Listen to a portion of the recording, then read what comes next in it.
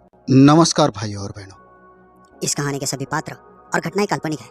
इसका किसी भी जीवित या मृत व्यक्ति से कोई भी संबंध नहीं है, और अगर इत्तेफाक से संबंध आता भी है तो वो एक संयोग समझे। तो चलिए कहानी शुरू करते हैं। इस काले से कौन शादी करेगा भला? इसलिए जो रिश्ता आया है उससे शादी करके विदा कर दो इसे, मेरी सौतेली मां नफरत से बोली। तो मैं आंसू साफ करती हुई चुपचाप बैठ गई। मेरा रंग काला था और हर कोई मेरा मजाक उड़ाता था, जबकि मेरी सौतेली बहनें बहुत हसीन थी और उनकी उसी खूबसूरती के बलबूते पर सबकी शादी ऊंचे खानदान में हुई थी, और उसी खानदान के एक मामूली नौकर के लिए मेरा रिश्ता आया था। मेरी शादी उसी नौकर से हो गई। मैं उसके टूटे फूटे घर में दुल्हन बनी बैठी आंसू पी रही थी। मेरे पति कमरे में आए और मुझे देखते ही मेरा माथा चूमकर बोले, मेरी शहजादी, तुम बहुत हसीन हो। पर मैं अपनी किस्मत पर खुश ना थी, जबकि मेरी जिंदगी हमेशा एक इम्तिहान रही। मैं अपने पिताजी के पहली बीवी की औलाद थी। मेरी माँ की इस दुनिया से चले जाने के कुछ महीने बाद ही मेरे पिताजी ने दूसरी शादी कर ली। उस बीवी से मेरी सौतेली बहनें थी। मेरी सौतेली बहनें खूबसूरती में एक से बढ़कर एक थी, जबकि मैं काली थी, इसलिए वो सब मुझे किसी फंक्शन में ना लाती। मेरा काला रंग मेरी बदकिस्मती बन गया। मेरी सौतेली माँ हमेशा मुझे अपनी बेटियों से कमतर समझती। वो मेरी जात को नफरत के तराजू में तोल देती और मेरे शरीर को एक बोझ के तौर पर देखती। जब भी कभी मैंने सौतेली माँ और सौतेली बहनों के रवैये की शिकायत अपने पिताजी से की हो तो हमेशा उन्हें बेबस पाया था। मुझसे अपने पिताजी की बेबसी देखी ना जाती, इसलिए मैंने अब सब्र करना सीख लिया था। क्योंकि वो सौतेली माँ से डरते थे, इसलिए कभी मेरे हक के लिए नहीं बोलते थे। उन्हें डर था कि अगर मेरी सौतेली माँ नाराज होगी तो वो एक घर छोड़कर चली जाएगी। मेरी सौतेली बहनें मेरे काले रंग की वजह से मुझे नफरत भरी नज़रों से देखती थी। सौतेली माँ ने मुझे उनसे कई दर्जा नीचे रखा हुआ था। मुझे अपनी बदकिस्मती पर रोना आता, मगर मैं अपने आंसू पी लेती, क्योंकि मेरे आंसू देखने वाला इस दुनिया में कोई ना था। मैंने जब से होश संभाला हर रिश्ते के लिए तरसती ही रही थी। पिताजी ने भी अपनी दूसरी बीवी को खुश करने के लिए मुझसे मुंह मोड़ लिया। वो अपनी दूसरी बेटियों पर तो जान न्यौछावर करते थे, मगर मेरे लिए उनका प्यार सिर्फ एक इच्छा बना रहा। मेरे पिताजी मेरी सौतेली बहनों के लिए अच्छे अच्छे कपड़े लाते तो मैं हसरत भरी निगाहों से उन कपड़ों को देखती जो मेरी किस्मत में नहीं थे, बल्कि मैं तो अपनी सौतेली बहनों की उतरन पहना करती। शायद वही मेरा नसीब था। मैं अपनी किस्मत के लिखे पर राजी थी। शायद उन सब की नफरत ही मेरा मुकद्दर थी। एक दिन मैं सबके लिए किचन में नाश्ता बना रही थी कि मेरी सौतेली बहन गला फाड़े मुझे आवाज़ें देने लगी।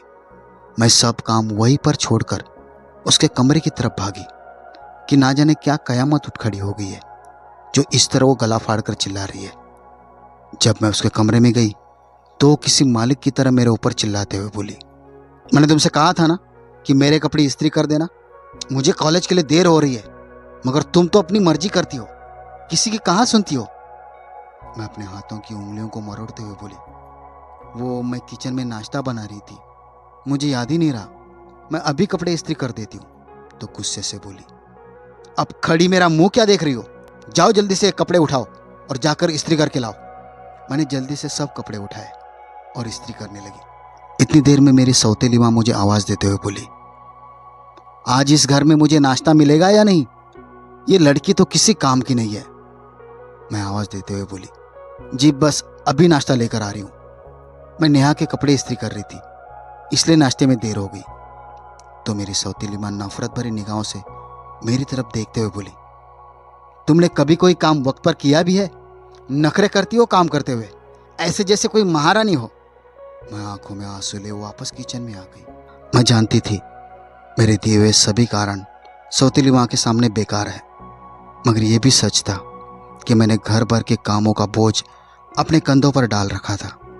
इसके बावजूद मुझे अपमान और नफरत के सिवा कुछ हासिल ना था। मैं अपने कमरे में जाकर अक्सर अपनी माँ को याद करके रोया करती। मैंने ना तो अपनी माँ का प्यार देखा और ना ही अपनी माँ को मेरे ऊपर अपनी ममता लुटाने का मौका मिला था। मैं अक्सर हालात से तंग आकर भगवान से दुआ करती कि काश मुझे भी अपनी माँ के साथ इस दुनिया से उठा लेते। इस बेरहम दुनिया में कोई भी मेरा हमदर्द नहीं था। यहाँ तक कि मेरी सौतेली बहनें बचपन से ही मेरे खिलाफ थी। ना जाने उनको मुझसे क्या शिकायत थी कि वो मुझे हर बात पर बदनाम कर देती थी और मेरी सौतेली माँ अपनी बेटियों का भरपूर साथ देती थी। अब तो मेरे पिताजी भी मुझे दुष्ट नज़रों से देखने लगे थे। मैं अपनी सौतेली माँ बहनों की नफरत भरी नज़रों का सामना तो कर सकती थी, मगर अपने पिताजी का मेरे साथ वो रवैया मेरे दिल के टुकड़े टुकड़े कर देता तो मैं चुप चुप कर रोया करती थी। उस वक्त मुझे बहुत दुख होता जब मेरे पिताजी अपना सारा प्यार उन बेटियों पर लुटाते और मेरे हिस्से में कुछ ना आता तो मेरी सौतेली माँ ताना मारते हुए कहती, तुम्हारे रंग की वजह से तुम्हारा बाप तुम्हें अपने से दूर रखता है। मुझ पर कयामत तो तब टूटती थी जब मैं हीन भावना का शिकार होती थी। जब मेरे पिताजी मेरी सौतेली बहनों को अपने साथ किसी फंक्शन में ले जाते और मैं उम्मीद भरे निगाहों से उनको देखती रह जाती। किसी को मेरे अकेले होने की कोई टेंशन ही ना थी। वक्त बहुत तेजी से गुजर रहा था। मैं और मेरी सौतेली बहनें जवान थी। वो इस कदर हसीन थी कि उनके गुलाबी रंग, सितारों की तरह चमकती आंखें उनकी खूबसूरती में इस कदर चार चांद लगाती थी कि आए दिन उनके लिए अमीर रिश्ते आते थे। उनको इसी बात का बहुत गुरूर था कि हमारी सुंदरता की वजह से आए दिन हमारे रिश्ते आते हैं। और मेरी सौतेली माँ उनके दहेज और शादी में किए जाने वाली अपनी पूरी तैयारी उनके सामने पेश करती। मेरी सौतेली माँ ने मेरी माँ के सारे जेवर जिन पर मेरा हक था वो अपनी बेटियों को दे दिए। मेरे पिताजी ने भी उनकी शादियों में कोई कसर ना छोड़ी। दुनिया की हर खुशी लाकर उनके झोले में डाली। लेकिन जब मेरी शादी की बारी आई तो मेरे लिए किसी ने मोहब्बत या इज्जत की बात तक नहीं की। यहाँ तक कि मेरे पिताजी भी इस मामले में खामोश रहे। ना तो उन्होंने मेरी खुशियों की परवाह की और ना ही मुझे विदाई करते वक्त अपने पिताजी का साया नसीब हुआ। वो हमेशा गैरों की तरह मुझसे खींचे खींचे से रहे क्योंकि मेरी सौतेली माँ के आगे उनकी एक ना चलती थी। वो हर मामले में मेरी सौतेली माँ के आगे बेबस थे। एक दिन मेरी सौतेली माँ ने कड़क शब्दों में कहा कि कैसे भी करके इस काले की जल्द से जल्द शादी करा दो। जो रिश्ता आया है उसे से शादी कर दो। वैसे भी इसके लिए कोई अच्छा रिश्ता तो आने से रहा। जिस तरह की इसकी शक्ल सूरत है, कोई भी अमीर या अच्छे खानदान का रिश्ता तो इसके लिए आएगा नहीं। तो बेहतर है जो रिश्ता आया है उसे कबूल करो और इसे इस घर से चलता करो। वैसे भी ये लड़की बोझ और शर्मिंदगी के अलावा हमारे लिए और कुछ नहीं है। मेरे पिताजी मेरी सौतेली माँ के आगे खामोश बैठे रहे। उनके मुंह से मेरी हमदर्दी में एक शब्द भी ना निकला। अपनी सौतेली माँ की ये बात सुनकर मेरी आंखों में आंसू भर आए कि मैं इन सब लोगों को पर बोझ कैसे हूँ। ना तो मैंने कभी पहनने को कुछ अलग मांगा, ना ही खाने के लिए कभी अपनी सौतेली माँ और पिताजी से किसी भी चीज़ के लिए जीत की। लेकिन मैं जानती थी कि मेरे विरोध का कोई फायदा नहीं है। जिस तरह मेरी सौतेली बहनों की शादी बहुत ऊंचे घरों में हुई थी, मैं भी अपनी शादी ऐसे ही घर में होने का ख्वाब देखा करती। मगर मैं नहीं जानती थी कि मेरे ये सब ख्वाब अधूरे रह जाएंगे। तो मैंने अपने आंसू पोंछे और भगवान से प्रार्थना करने लगी और शायद भगवान से सब्र की दुआ मांग रही थी। और साथ में ही मैं अपने भगवान से अच्छी किस्मत के लिए दुआ कर रही थी क्योंकि मैं इस हालात से तंग आ चुकी थी। मेरे सब्र की हदें ख़त्म हो चुकी थी। मैं भी चाहती थी कि मेरी किस्मत में कोई ऐसा हो जिसके होने से मुझे वो इज्जत और मान मिले जो मुझे अपनी सौतेली माँ और बहनों से ना मिल सका। उन नफ़रत भरी निगाहों को बर्दाश्त करके मेरे सब्र की हदें ख़त्म हो चुकी थी। मैं चाह कर भी अपने लिए आवाज़ नहीं उठा सकती थी क्योंकि मैं जानती थी कि अगर मैंने आवाज़ उठाई भी तो मेरी आवाज़ को मेरी सौतेली माँ और बहनें दबा देंगी और फिर मेरे हिस्से में अपमान और बदनामी के सिवा कुछ ना आएगा। एक दिन मेरी सौतेली बहन अपने पति के साथ घर आई तो उसका इतना अच्छा पहनावा देखकर मेरे दिल में भी उम्मीद जागी कि मैं भी शादी के बाद ऐसे ही बन संवर कर रहूं। मगर वो तो सिर्फ मेरा ख्वाब था जो शायद कभी हकीकत नहीं बन सकता था। मैं ठंडी आह भर कर रह गई क्योंकि मेरी किस्मत ऐसी कहाँ थी कि मैं भी किसी ऊंचे खानदान में जाती। अपनी शादीशुदा सौतेली बहनों की तरफ देखकर मैंने भी अपनी सौतेली माँ से बात करने का फैसला किया। मैं हरगिज़ उस आम नौकर से शादी नहीं करूँगी।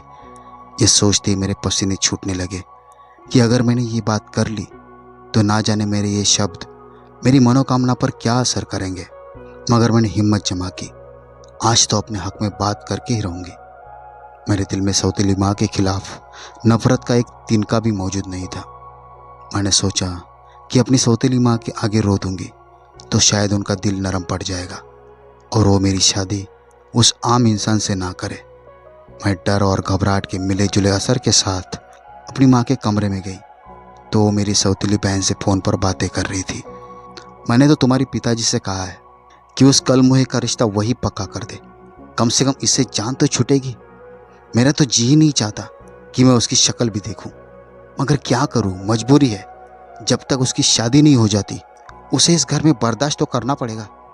कमरे में जाने से पहले माँ के ये शब्द मेरे ऊपर बिजली की तरह गिरे और मैं उन्हीं कदमों से वापस आ गई।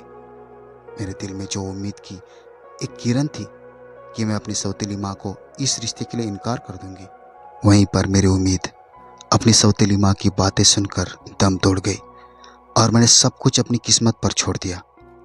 जल्दी मेरी शादी तय हो गई, वो भी एक मामूली नौकर के साथ।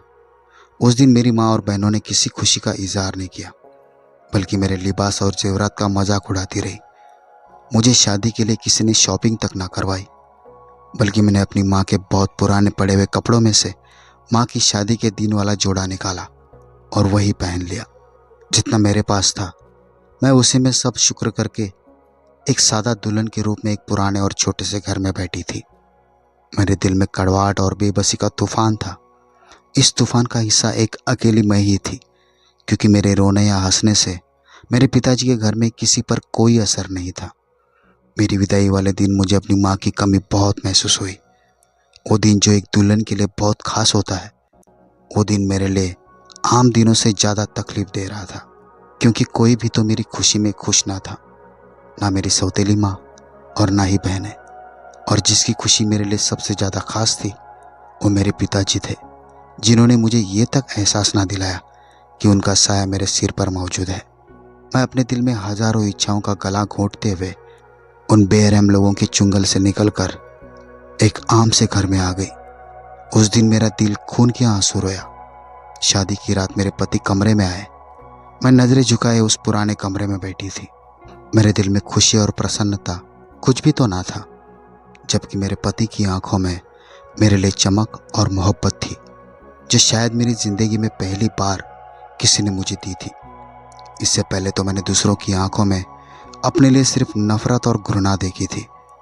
उन्होंने मेरा माथा चूमते हुए कहा, मेरी शहजादी, तुम दुनिया की सबसे हसीन औरत हो।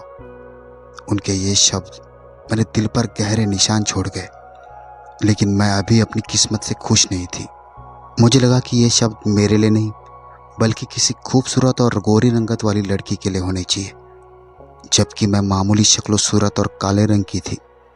मगर अब शादी के बाद चूंकि मेरे पति ही मेरा सब कुछ थे, तो उनका यूँ तारीफ करना मुझे बहुत भाया। उनके वो शब्द मेरे कानों में मिठास छोड़ गए।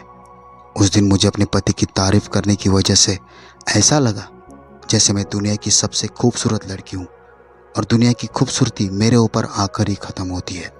मेरी आंखों में खुशी के आंसू आ गए। मेरे पति अपनी उंगली के ऊपर मेरे आंसू रखते हुए बोले, ये आंसू तुम्हारी आंखों में दोबारा नहीं आने चाहिए, क्योंकि मेरे लिए ये बहुत कीमती मोती है, जिन्हें मैं हरगिज़ बर्बाद नहीं होने दूंगा। मैं तुमसे वादा करता हूँ कि मैं तुम्हारी आने वाली ज़िंदगी में होने वाले तमाम दुखों का दवा करूँगा और तुम्हारी आने वाली ज़िंदगी को खुशियों से भर दूंगा। मुझे मेरे पति की इन बातों से बहुत हौसला मिला। मैं संतुष्ट थी कि शायद मेरी आने वाली ज़िंदगी खुशियों से भरी होगी। मुझे भी खुशियाँ नसीब होंगी, जिनके लिए मैं आज तक तरसती रही। मेरे पति के साथ मेरी एक नई ज़िंदगी शुरू हो चुकी थी, जिसमें मैं अपने पति के साथ किसी हद तक खुश थी, मगर दिल में एक खालीपन था। अपने पति के घर कदम रखते ही मैंने उस छोटे से टूटे फूटे मकान को देखा। कच्चे फर्श पर पुराने फर्नीचर और दीवारों पर फैली दरारों ने मुझे ये एहसास दिलाया कि ये घर मेरी पुरानी ज़िंदगी से भी ज़्यादा मुश्किल से गुजरा होगा।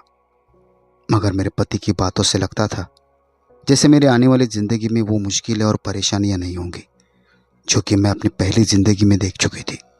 मेरे पति के और मेरे अलावा उस घर में दूसरा कोई और नहीं था। अपनी मौजूदा हालत से वो टूटा फूटा घर अपनी आर्थिक स्थिति का बोलता सबूत था, जबकि मेरे पिताजी का घर तो इससे लाख गुना बेहतर हालत में था। जहां मैं नौकरानियों की तरह रहती। मगर मेरे पति का घर अपनी बुरी हालत में होने के बावजूद भी मुझे ये एहसास दिलाता कि मैं वहाँ की मलिका हूँ, वहाँ सिर्फ मेरी हुकूमत चलती है। मैंने उस घर की हालत को संवारने का फैसला किया और अपने पति से बोली, आपको नहीं लगता कि हमें इस घर को बेहतर हालत में बनाना चाहिए? मेरी बात सुनकर मेरे पति मुस्कुरा दिए और बोले, मेरी शहजादी, अब तुम आ गई हो ना, तुम्हारे आने से ये घर पूरा हो गया है। वक्त के साथ साथ हम इसे भवन में बदल देंगे। अभी तुम अपने आप को इस घर में एडजस्ट कर लो। मैं जानता हूँ ये घर तुम्हारे पिताजी के घर जैसा बिल्कुल भी नहीं है, मगर कुछ वक्त सब्र करो। मैं तुम्हारी ख्वाहिश के मुताबिक ये घर एक ना एक दिन ज़रूर एक भवन में बदल दूंगा। मैं बोली, बेशक ये घर मेरे पिताजी की घर जैसा बिल्कुल नहीं है, क्योंकि यहाँ मुझे किसी की जली कटी बातें सुननी नहीं पड़ती और ना ही मेरे काले रंग की वजह से मुझे ताने मारता है और ना ही कोई जलील किया जाता है। मेरे पति मुझे प्यार से देखते हुए बोले, कोई मेरी नज़र से देखे तो उसे पता चले कि तुम कितनी हसीन हो।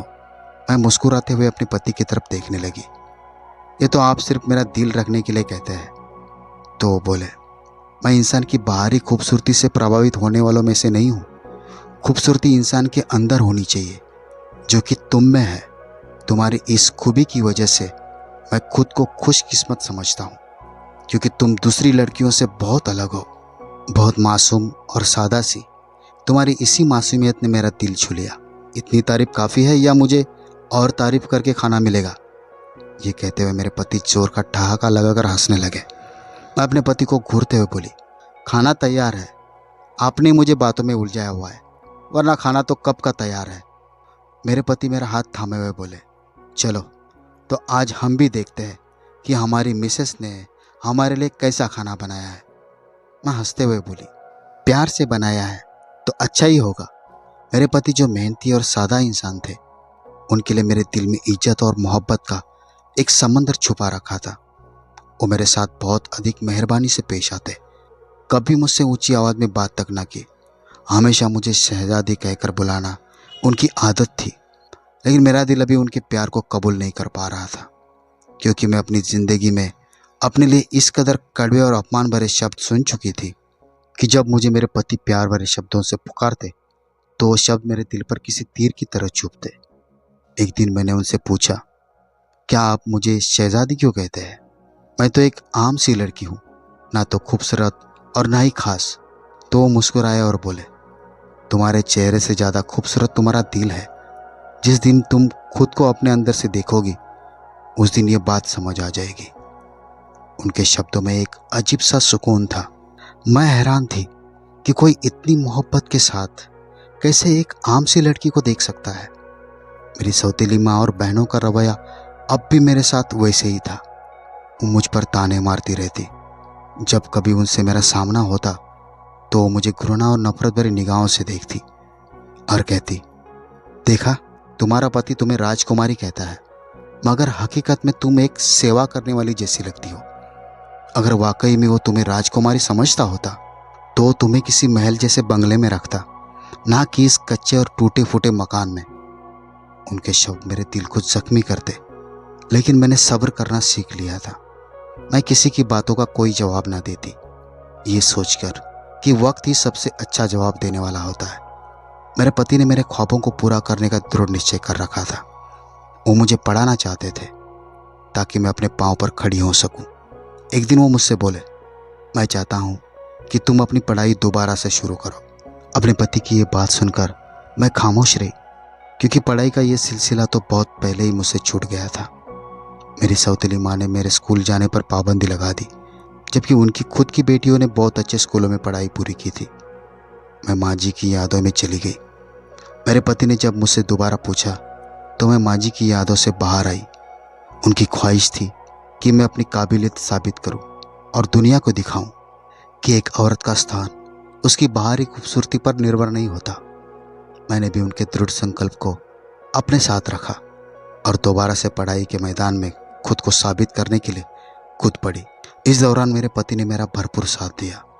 वो मुझे हर कदम पर इस बात का यकीन दिलाते कि मैं तुम्हारे साथ हूँ, और उनका साथ ही मेरे लिए मजबूत साथ था। एक दिन वो मेरे लिए छोटा सा तोहफा लाए। वो एक किताब थी जिसका नाम था खुद को पहचानो। उन्होंने कहा, ये किताब तुम्हारे अंदर की खूबसूरती को तलाश करने में तुम्हारी मदद करेगी, और ये जो तुम दूसरों की बिना वजह की गुफ्तगू की वजह से अपने अंदर एक तूफान उत्पन्न किए हुए हो, ये पढ़ने से तुम्हारे अंदर का वो तूफान थम जाएगा।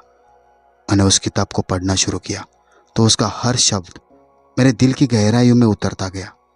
उस किताब को पढ़ने से मैंने महसूस किया कि मेरी ज़िंदगी का मकसद सिर्फ दूसरों को खुश करना ही नहीं, बल्कि खुद को पहचानना और खुद को संवारना है। उस दिन से मैंने अपनी ज़िंदगी में नई उम्मीदों को जगह देना शुरू कर दी और मायूसियों को अपनी ज़िंदगी से निकाल फेंका। उस दिन मैंने फैसला किया कि मैं अपनी इज्जत और मोहब्बत को अपनी काबिलियत के आधार पर हासिल करूंगी। मेरे पति और उनकी मोहब्बत और इज्जत ने मुझे अपनी पहचान बनाने की नई राहें दिखाई। मेरे पति ने मुझे अपने अंदर छुपी औरत को जगाने में मेरा भरपूर साथ दिया। उन्होंने मेरे अंदर ये भावना पैदा की कि एक मजबूत औरत ये सब कुछ बदल सकती है। मेरी जिंदगी में एक अजीब सा बदलाव आ रहा था। पति के प्यार और हौसले ने मुझे सोचने पर मजबूर कर दिया कि शायद मैं भी कुछ बन सकती हूँ, अपने लिए कुछ कर सकती हूँ और अपनी ज़िंदगी को बेहतर बना सकती हूँ। लेकिन ये सफ़र इतना आसान नहीं था जितना मैं सोच रही थी। एक दिन मेरे पति ने मुझसे कहा, अगर तुम चाहो तो मैं तुम्हें पढ़ने के लिए किसी स्कूल में दाखिला दिलवा सकता हूँ। मैं हैरान होकर अपने पति की तरफ देखने लगी तो वो मेरे हाथ पर हाथ रख के मुझे दिलासा देते हुए बोले, तुम्हारी पढ़ाई तुम्हें वो मुकाम देगी जिसकी तुम हकदार हो। ये बात मेरे लिए हैरान कर देने वाली थी। पढ़ाई मेरी जैसी लड़की के लिए? पहले तो मैं डर गई कि क्या मैं वाकई में ये सब कर सकती हूँ, लेकिन उनके हौसले और मोहब्बत ने मुझे हिम्मत दी। उन्होंने अपनी मामूली कामकाज के बावजूद मेरे लिए एक अच्छे स्कूल में दाखिला करवा दिया। मेरे दिल में एक अजीब सी खुशी और खौफ का चमत्कार था। लेकिन जैसे मैंने पढ़ाई शुरू की तो मुझे मालूम हुआ कि ये दुनिया कितनी खूबसूरत और शानदार है। पढ़ाई इंसान के अंदर की खूबसूरती को उजागर करती है, ना कि बाहरी खूबसूरती को। मैंने ये उस दिन जाना है। मेरे पढ़ाई के सफ़र को ना तो मेरी सौतेली माँ ने कबूल किया और ना ही मेरे बहनों ने। उनकी तानों वाली बातें मेरे कानों में गूंजती रही। अब ये काली लड़की पढ़ाई करके क्या क्या करेगी? कुछ नहीं बदलेगा। वो 2 कौड़ी का इंसान भी इसके लिए कुछ नहीं कर सकेगा। खुद बदनाम होकर थक कर बैठ जाएगा। कुछ नहीं कर सकते ये दोनों।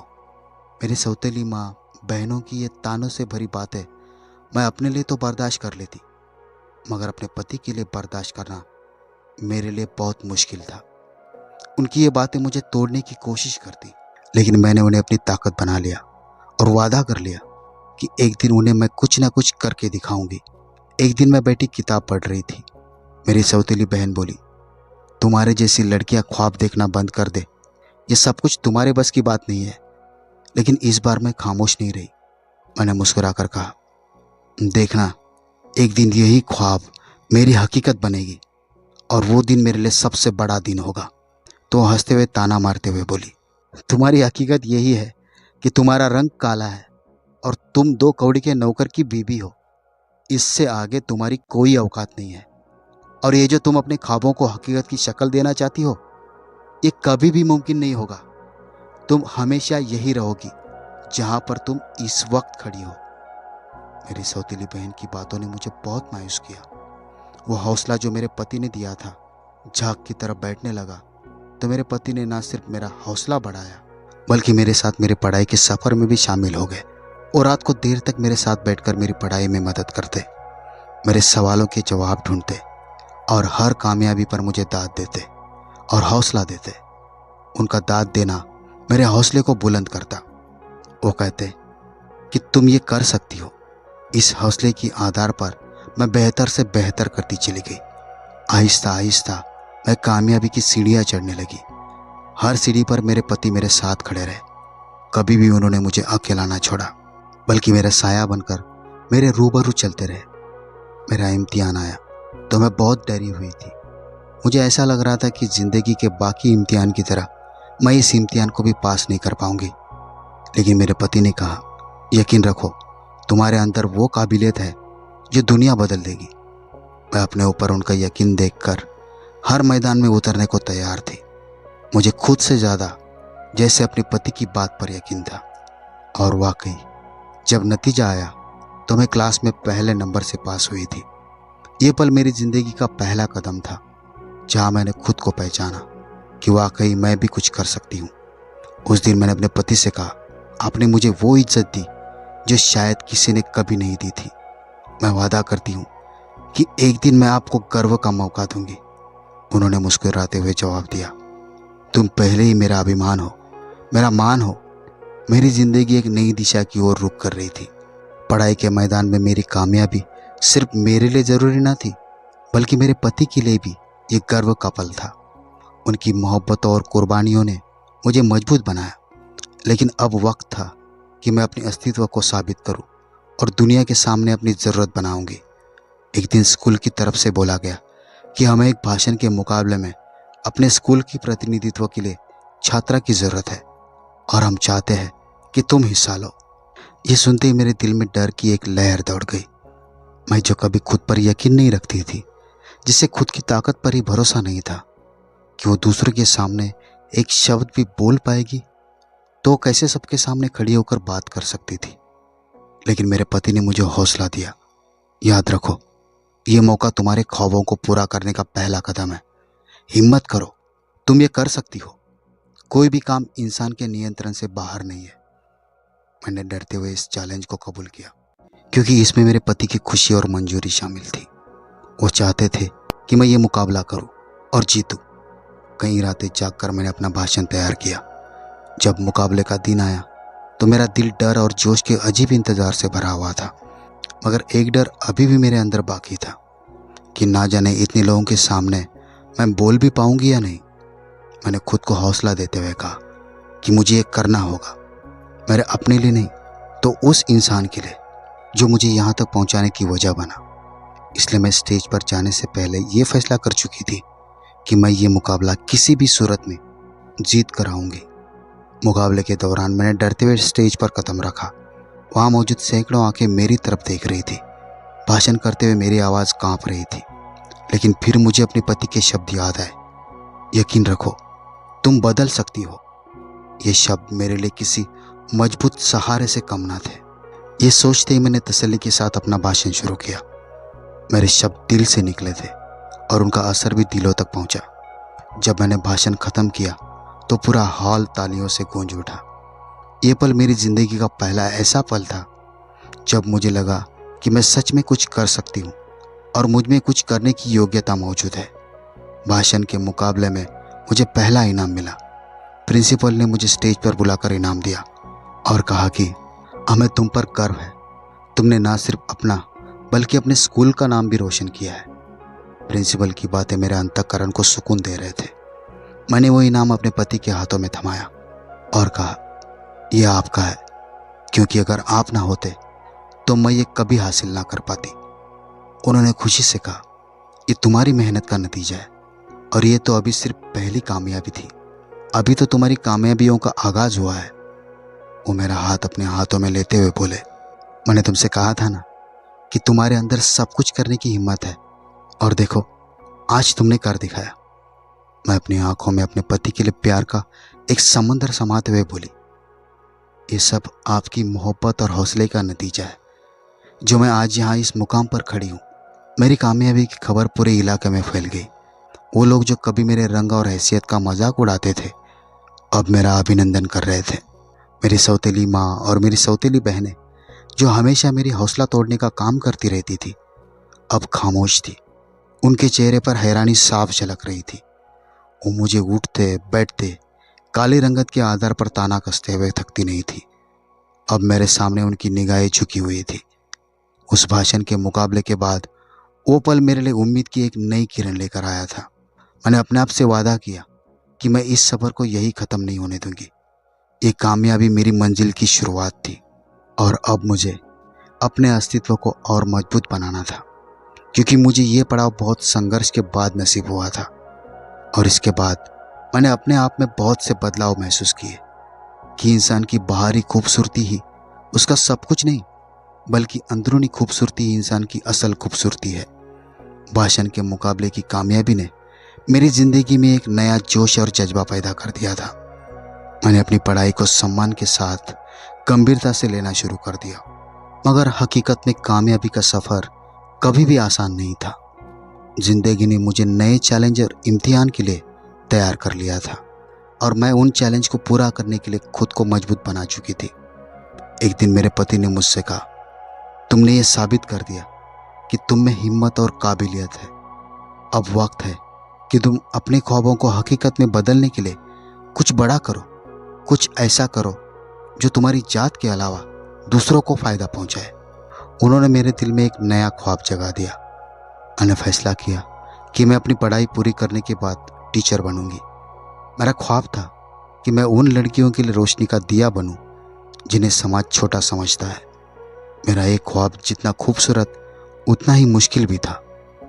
हमारी आर्थिक स्थिति सीमित थी और मेरी सौतेली माँ ने हमेशा की तरह मेरे रास्ते में मुश्किलें पैदा करने की बहुत कोशिश की ताकि मैं अपनी जैसी लड़कियों की आवाज़ ना बन सकूं।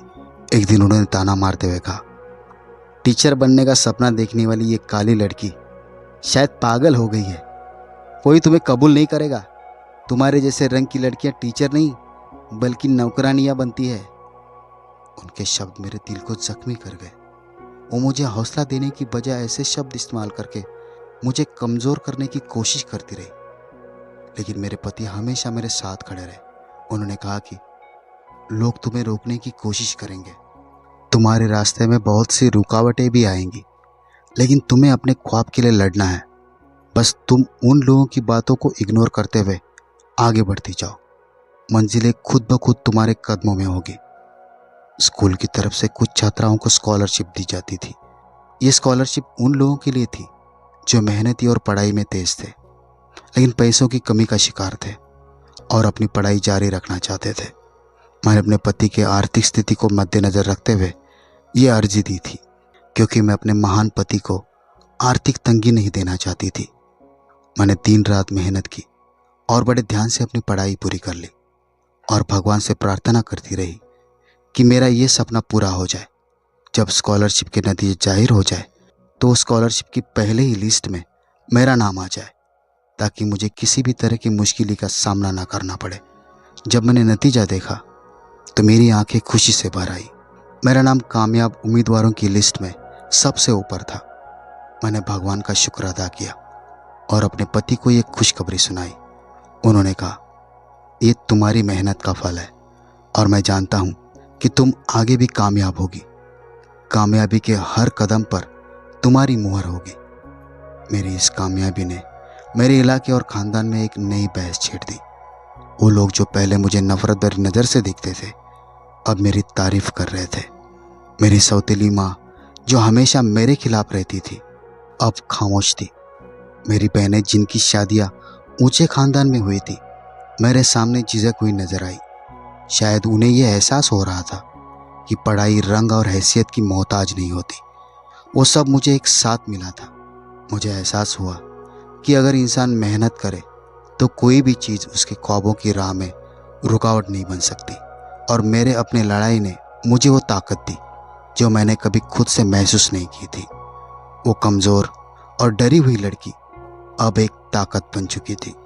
स्कॉलरशिप हासिल करने के बाद मेरी ज़िंदगी ने एक नया मोड़ लिया। मेरे कदमों में एक नई मजबूती थी और मेरे दिल में नए सपनों की रोशनी। मैंने अपनी पढ़ाई का सफ़र संघर्ष के साथ जारी रखा, मगर कामयाबी के रास्ते पर चलते हुए मुश्किलों का सामना भी बढ़ता गया। स्थानीय स्कूल में पढ़ाने के लिए मुझे मौका मिला। ये पहला मौका था जब मैंने सपनों को हकीकत में पूरा होते देखा।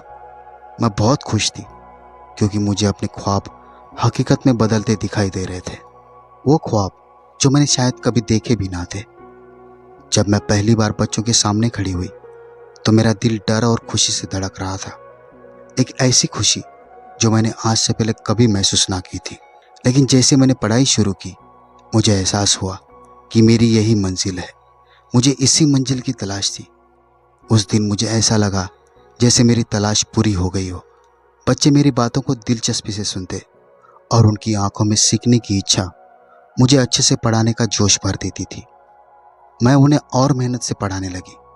स्कूल के प्रिंसिपल और स्कूल के और टीचर ने मेरी पढ़ाई की भावना और काबिलियत की तारीफ की और कहा, तुम में वो भावना है जो एक टीचर को महान बनाती है। मेरी कामयाबी की खबर जैसे तैसे फैल रही थी। समाज का रवैया बदल रहा था। वो लोग जो कभी मेरे रंग, हैसियत और मेरे आधार पर ताना मारते थे, अब मेरे संकल्प और मेहनत की तारीफ करते ना थकते। मेरी सौतेली माँ जो हमेशा मेरा हौसला तोड़ने का काम करती थी, अब मुझे खामोशी से देखती रहती। शायद उनके दिल में पछतावा था, लेकिन उनके घमंड ने उन्हें कुछ कहने ना दिया।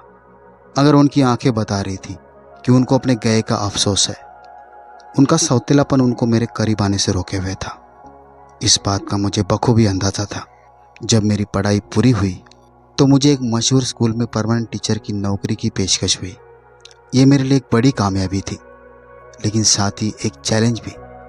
ये स्कूल एक बड़े शहर में था, जहाँ जाने का मतलब था कि मुझे अपने पति और अपने रीति रिवाज को छोड़ना पड़ेगा।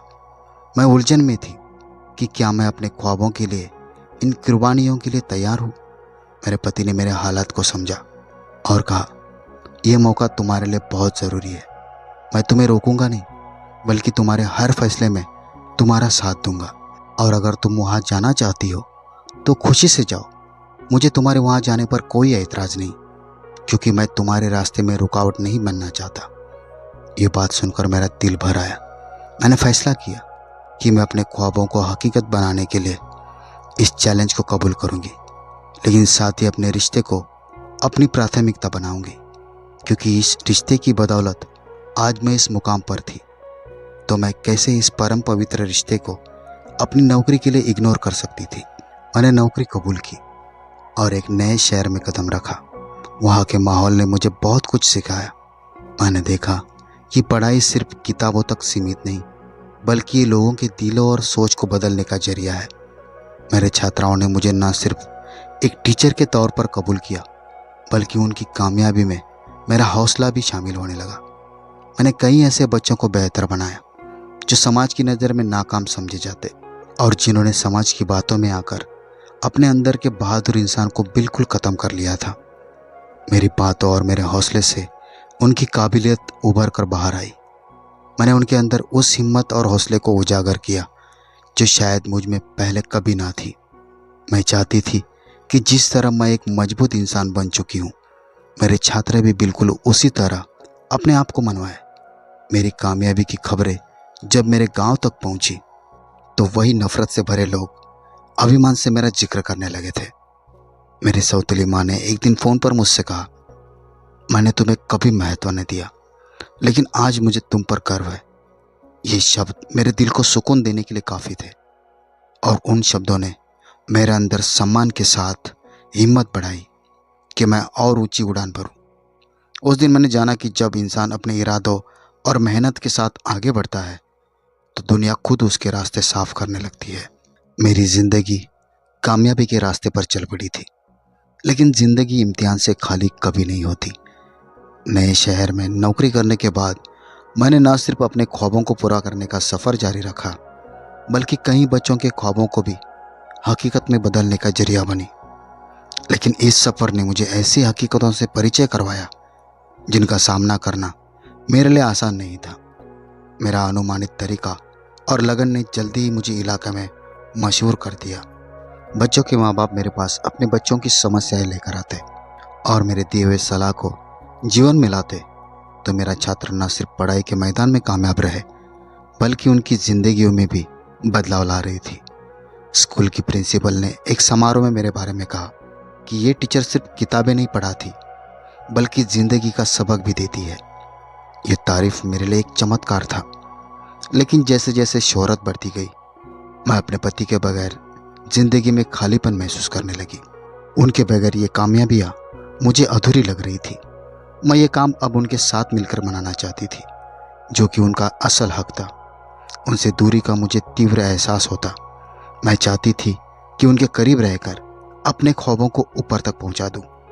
एक दिन मेरे पति ने मुझे कॉल पर कहा कि मैं तुम्हारी कामयाबी पर बहुत खुश हूँ, लेकिन तुम्हें देखे बिना दिन गुजारना मुश्किल हो रहा है। उनकी ये बात मेरे दिल को छू गई। मैंने महसूस किया कि मेरी कामयाबी के पीछे उनकी कुर्बानियाँ छुपी है और मैं उनके साथ वक्त नहीं गुजार पा रही। मैंने फैसला किया कि मैं अपनी नौकरी और शादी के दरमियान को शहर से नौकरी छोड़कर कायम करूंगी। मैंने स्कूल से विनती की कि मुझे गांव के करीब किसी ब्रांच में ट्रांसफ़र दिया जाए ताकि मैं अपने पति के साथ रहते हुए अपने ख्वाबों को भी जारी रख सकूं। जब मैं गांव वापस आई तो मेरे गांव के लोग अब मेरे साथ इज्जत से पेश आ रहे थे। इतनी इज्जत तो मुझे पहले कभी नहीं मिली थी जितनी की कामयाबी के बाद मिल रही थी। मेरी सौतीली माँ जो मुझे कबूल नहीं करती थी अब मेरी तारीफ करती नजर आती, लेकिन उनके रवैये में अभी भी एक झिझक थी। और मेरे पिताजी जिन्होंने कभी माँ के डर की वजह से मेरे सिर पर हाथ तक ना रखा था, मेरे गांव वापस आने पर वो मुझे अभिमान से अपने सीने से लगाते हुए बोले, बेटी तुम मेरा अभिमान हो, आज तुम्हारी वजह से मेरा सिर अभिमान से बुलंद है। तो मेरी आंखों में नमी उतर आई क्योंकि मैं अपने पिताजी के प्यार और स्नेह के लिए पल पल तरसती थी। मेरा जी चाहता था कि उनके सीने से लगकर अपने तमाम दुख भूल जाऊं। वो कंधा जिस पर सिर रखा, मैं अपने तमाम दुख अपने पिताजी को सुनाना चाहती थी। मुझे मेरी कामयाबी के बाद में ये असर हुआ कि मेरी वापसी के बाद गांव के कई माँ बाप ने विनती की कि मैं उनके बच्चों को पढ़ाऊं। गांव में एक पुराना स्कूल था जो कई सालों से खस्ता हाल में था। मैंने फैसला किया कि उसे दोबारा शुरू करूंगी और उन बच्चों को पढ़ाऊंगी जो समस्याओं की वजह से पढ़ाई से दूर रहते हैं। मैं चाहती थी कि मेरी तरह कोई भी बच्चा पढ़ाई से वंचित ना रहे।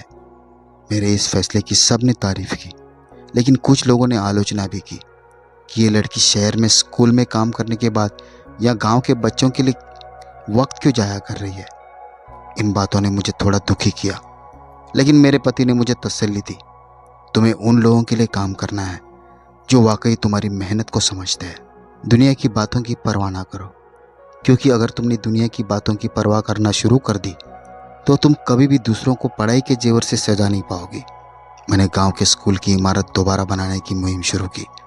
मेरे पति ने मेरी आर्थिक और जज्बाती तौर पर भरपूर मदद की।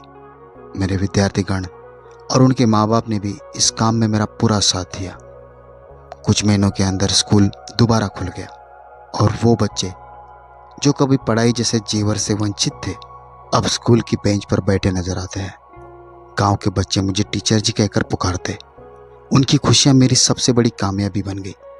मैंने ये सीखा कि कामयाबी सिर्फ अपनी ख्वाहिश को पूरा करने में नहीं बल्कि दूसरों के ख्वाबों को पूरा करने में है। गांव के स्कूल को दोबारा शुरू करने के बाद मेरी जिंदगी में सुकून और खुशी आ गई। बच्चों की मासूम मुस्कुराहटें और उनके माँ बाप की दुआएं मेरे लिए किसी खजाने से कम नहीं थी। लेकिन जिंदगी में कभी कभी खुशियाँ तूफान से पहले का सुकून होती है। एक ऐसी घटना घटी। गांव में कुछ लोग थे जिनके लिए मेरे हौसले और इरादों के साथ साथ स्कूल की कामयाबी और बच्चों की पढ़ाई उनके लिए खतरा थी। वो नहीं चाहते थे कि गांव के बच्चे पढ़ लिख कर समझदार बने और उनके मुकाबले पर आ सके। उन्होंने स्कूल बंद करने की धमकियां देनी शुरू कर दी। वो मेरे पास आए और कहा, ये स्कूल बंद कर दो वरना तुम्हें और तुम्हारे खानदान को इसका खामियाजा भुगतना पड़ेगा। लेकिन मेरे पति ने कहा, तुम धमकियों की बिल्कुल भी परवाह मत करो और अपने मकसद पर डटी रहो। ये लोग खुद ही तुम्हारे रास्ते से हट जाएंगे। मैंने गांव के बुजुर्गों से इस काम के लिए मुलाकात की और उनके सामने स्कूल का महत्व और बच्चों के भविष्य के लिए अपनी बात रखी। नरेश ने अपनी नाजायज़ ताकत का इस्तेमाल करते हुए मेरे खिलाफ मुकदमा दर्ज करवा दिया। ये वक्त मेरे लिए बहुत मुश्किल था, लेकिन मेरे विद्यार्थीगण और उनके माँ बाप और मेरे पति ने मुझे हौसला दिया। जब गांव के लोगों को मालूम हुआ कि स्कूल को बंद करने की कोशिश की जा रही है तो वो मेरे हक में खड़े हो गए। उन्होंने इसका विरोध किया और अदालत में अर्जी दी कि स्कूल बचाया जाए। एक दिन गांव की एक बुजुर्ग महिला मेरे पास आई और कहा, बेटी तुमने हमारे बच्चों के लिए जो किया है वो कोई नहीं कर सकता, हम तुम्हारे साथ हैं। उनके शब्दों ने मेरे अंदर एक नई हिम्मत पैदा की। कई महीनों के संघर्ष के बाद अदालत ने स्कूल के हक में फैसला दिया और इस फैसले ने न सिर्फ स्कूल को बल्कि गांव के लोगों को ये पैगाम दिया कि पढ़ाई का हक किसी भी कीमत पर छीना नहीं जा सकता है। इस फैसले के बाद स्कूल पहले से ज़्यादा मजबूत हो गया। नरेश ने भी अपनी कोशिशें बंद कर दी। आहिस्ता आहिस्ता बच्चों की तादाद बढ़ने लगी और गांव के लोग बच्चों को बेहतर पढ़ाई के लिए मदद करने लगे। इस इम्तिहान ने मुझे ये सिखाया कि अगर आपका मकसद नेक हो, आपका हौसला मजबूत हो, तो कोई भी ताकत आपको मात नहीं दे सकती। मेरे पति, विद्यार्थीगण और गांव के लोगों की तरफदारी ने मेरे ख्वाब को और बुलंद कर दिया। गांव के स्कूल की कामयाबी के बाद मेरे छात्रों में से कई बच्चे पढ़ाई के मैदान में आसानी से कामयाबी हासिल कर रहे थे। उनमें से कुछ डॉक्टर्स बने, कुछ इंजीनियर्स और कुछ ने खुद टीचर बनने का फैसला किया। उनकी कामयाबी मेरी ज़िंदगी का सबसे बड़ा इनाम थी। गांव के कई लोगों ने अपने बच्चों को पढ़ाई दिलवाने की ज़रूरत को समझा और अपनी बेटियों को भी स्कूल में भेजना शुरू किया। ये एक ऐसा बदलाव था जिसका ख्वाब मैंने देखा था। एक दिन मेरे पति ने मुझसे कहा, तुमने गांव में जो रोशनी फैलाई है वो अब दूसरे गांव तक भी जा पहुंची है। हमें पढ़ाई का ये पैगाम दूसरे गांव तक ले जाना होगा। मेरे पति का ये सपना मेरे दिल को छू गया, क्योंकि मैंने ये सपना बहुत पहले देखा था। हमने मिलकर फैसला किया कि करीब के गांव में स्कूल खोलेंगे ताकि पढ़ाई की रोशनी हर जगह पहुंचे। मेरे पति जो शुरुआत से ही मेरे साथ खड़े थे, उन्होंने अपनी ज़िंदगी दूसरों के लिए जीने में लगा दी और यही असल कामयाबी थी। उनकी ये बात मेरे दिल को सुकून दे गई। हमें एहसास था कि हमने अपनी ज़िंदगी को ऐसा मकसद दिया है जो दूसरों के लिए फ़ायदेमंद है। हमारे फाउंडेशन की सालगिरह पर एक बड़ी नकद के दान का ऐलान किया गया। उसमें मेरे छात्र, उनके माँ बाप, गांव के लोग और मेरे पति मौजूद थे। मेरे एक छात्र ने इस मौके पर कहा, टीचर जी ने हमारी ज़िंदगियों को बदल दिया। उनकी मेहनत और लगन की वजह से आज हम यहाँ खड़े हैं। ये पल मेरे लिए किसी ख्वाब से कम नहीं था। मैंने भगवान का शुक्रिया अदा किया कि उसने मुझे वो सब कुछ दे दिया जो कभी मेरे लिए नामुमकिन लगता था। जिंदगी में अगर मकसद नेक हो और इरादा मजबूत हो तो कोई भी ताकत आपको अपने ख्वाबों को पूरा करने से नहीं रोक सकती। मेरी ज़िंदगी का उदाहरण इस बात की गवाही देता है कि पढ़ाई, मोहब्बत और मेहनत किसी भी अंधेरे को रोशनी में बदल सकती है और कामयाबी की ऊंचाइयों तक पहुंचाने के लिए आपका रंग कोई मायने नहीं रखता। इस तरह मेरा सफ़र एक खुशहाल और कामयाब अंजाम तक पहुंचा, जहां मैंने न सिर्फ अपने ख्वाबों को पाया बल्कि दूसरों के ख्वाबों को भी हकीकत में बदलने का जरिया बनी। और यही मेरी ज़िंदगी का असल मकसद था। अगर आपको आज की कहानी पसंद आई है तो वीडियो को ज़रूर लाइक कीजिएगा और अपने दोस्तों के साथ भी शेयर कीजिएगा। और हाँ, अगर आपने अभी तक हमारा चैनल सब्सक्राइब नहीं किया है तो ज़रूर सब्सक्राइब करें। तो मिलते हैं अगले वीडियो में एक और नई दिलचस्प कहानी के साथ। तब तक के लिए नमस्कार। धन्यवाद भाइयों और बहनों।